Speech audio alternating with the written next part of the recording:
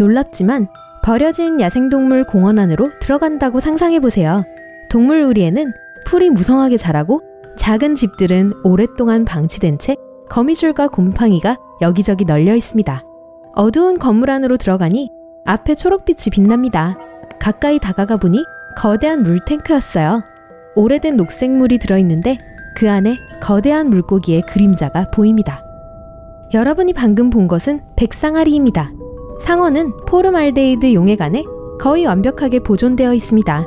2012년 호주의 와일드라이프 원더랜드는 운영을 중단했습니다.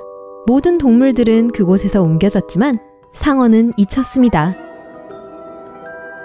2018년 도시탐험가 루크 맥퍼슨이 이 버려진 곳을 방문하여 방부 처리된 상어의 동영상을 올렸어요.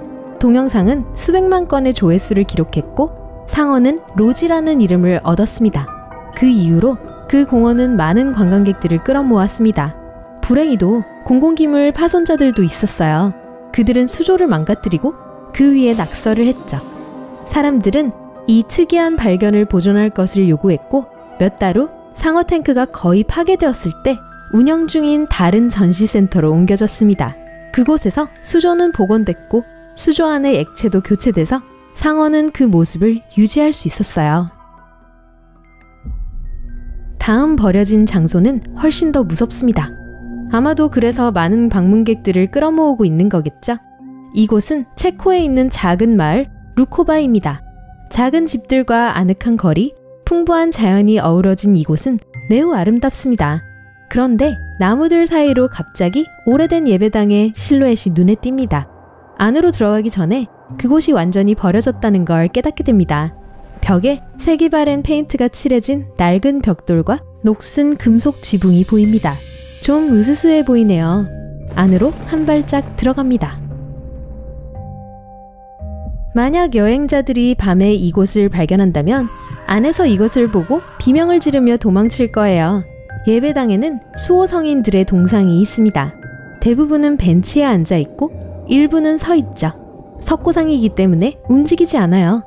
하지만 가장 무서운 사실은 각 동상이 하얀 시트로 덮여 있다는 것입니다. 1968년 예배당 지붕이 썩기 시작했습니다. 결국 무너졌고 주민들은 더 이상 이곳에 오지 않았어요. 2014년 한 예술가가 석고상을 만들어 이곳에 놓았는데 마치 건물에 유령들이 있는 것처럼 보였습니다. 이 설치물은 전 세계의 관광객들을 끌어모으고 예배당을 복원하는 데 필요한 돈을 모으는 데 도움을 줍니다. 이곳은 미국입니다. 바손 하이웨이를 따라 운전하고 있어요. 길 양쪽에 울창한 숲이 있습니다. 버스 정류장에 가서 차에서 내립니다. 소문으로만 들었던 이상한 발견을 확인하기 위해서는 숲으로 들어가야 합니다. 덤불, 진흙, 나무 사이를 헤치고 가면 여기 있어요. 처음에는 전혀 특별한 것이 없어 보입니다. 그런데 위를 쳐다보세요. 녹슨 빨간 자전거가 말 그대로 나무 안에 있어요. 자전거는 숲의 일부가 되었습니다. 바퀴와 핸들바는 튀어나와 있고 나머지 부분들은 나무 기둥 안에 있어요. 1954년 이 지역의 한 소년이 자전거를 선물로 받았습니다. 그런데 선물이 마음에 들지 않았어요. 타이어는 매우 얇고 단단했고 핸들바는 마치 세발 자전거처럼 보였거든요. 어느 날 이 소년은 친구들과 숲에서 놀고 있었고 오직 그 소년만 자전거가 있었어요. 모두들 집에 가기 시작했을 때 소년은 그저 자전거를 나무 옆에 두고 갔습니다. 나무는 계속해서 자랐고 자전거는 나무의 일부가 되었습니다. 춥고 어두운 곳을 떠나서 바로 남캘리포니아 사막의 중심부로 가볼게요. 햇볕이 매우 뜨겁고 주위에는 아무도 없습니다. 모래, 마른 덤불, 그리고 멀리 산이 보일 뿐이에요. 몇 시간이 지났어요. 목이 마릅니다. 태양이 피부를 태우는 것 같아요. 그런데 갑자기 물이 보입니다. 아니면 신기루일까요? 그렇지 않길 바라면서 가까이 다가갑니다. 야호! 이건 진짜 물이에요. 하지만 오아시스는 아닙니다. 여기 사막 한가운데에 아무 표시도 없는 수영장이 있어요. 수영장으로 뛰어드니 너무 신나요. 이곳은 소셜풀이라고 합니다. 한 예술가가 2014년 여름에 지었어요. 물론 누구나 이 수영장을 이용할 수 있지만 모든 사람이 이 수영장을 찾을 수 있는 건 아닙니다. 불행히도 오늘날에는 그 흔적만 남아 있습니다. 버려진 장소들이 소름 끼치고 이상하기만 한 것은 아니에요. 어떤 경우에는 발견한 사람을 부자로 만들어주기도 하죠. 파리에 있는 피갈레 구역으로 갑니다. 이곳은 주택가이고 버려진 장소 같지 않은데요. 이 중 한 건물로 들어갑니다. 입구 우편함에서 우편물을 확인하는 사람들을 만납니다. 계단을 올라가서 한 아파트 문 앞에 멈춥니다. 다 허물어져 가네요. 문을 열고 안으로 들어갑니다. 여기서 보는 장면은 유령의 집 영화의 으스스한 장면을 떠올리게 합니다. 모든 가구와 장식은 이 시대의 물건이 아닙니다. 아파트 전체가 골동품처럼 보여요. 두꺼운 먼지층이 구석구석을 뒤덮고 있습니다. 테이블과 바닥에는 오래된 소름 끼치는 인형과 봉제왕구들이 놓여 있습니다. 뮤직박스에서 음산한 곡까지 흘러나오면 더할 나위 없는 공포영화 속 한 장면이에요. 마치 100년 전으로 거슬러 올라간 기분입니다. 어떤 의미에서는 사실이에요. 아파트 주인은 1940년대에 이사했습니다. 모든 것을 그대로 두고 갔어요. 아파트는 70년 동안 손대지 않은 채 방치되었습니다. 2010년 아파트 주인의 재산 평가가 시작되면서 발견되었어요. 집주인은 다른 곳에 살았고 아파트에 대해 아무에게도 말하지 않았습니다.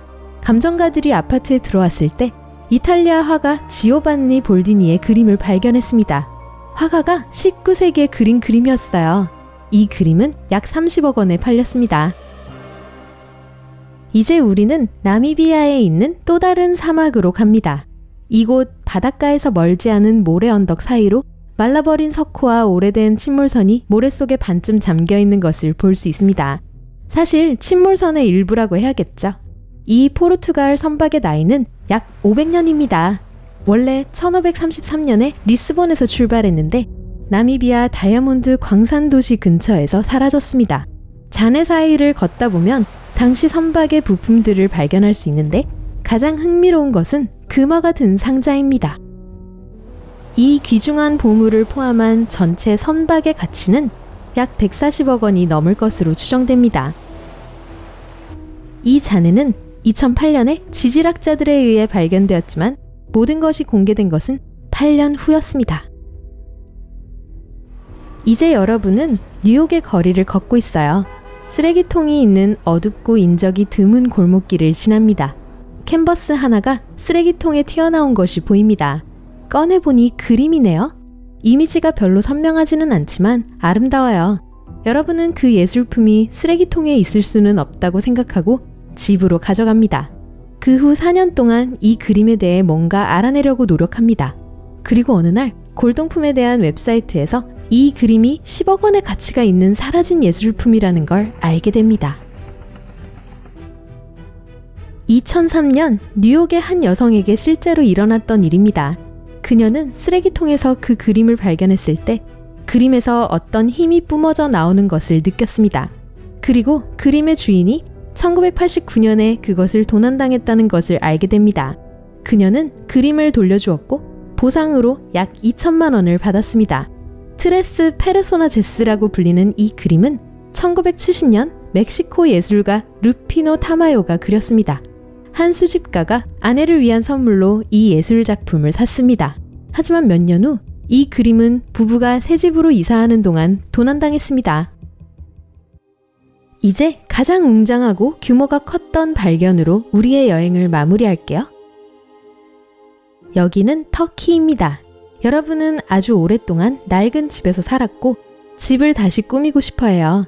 쓸모없는 물건들을 정리하다가 지하실이 있었다는 사실이 떠오릅니다.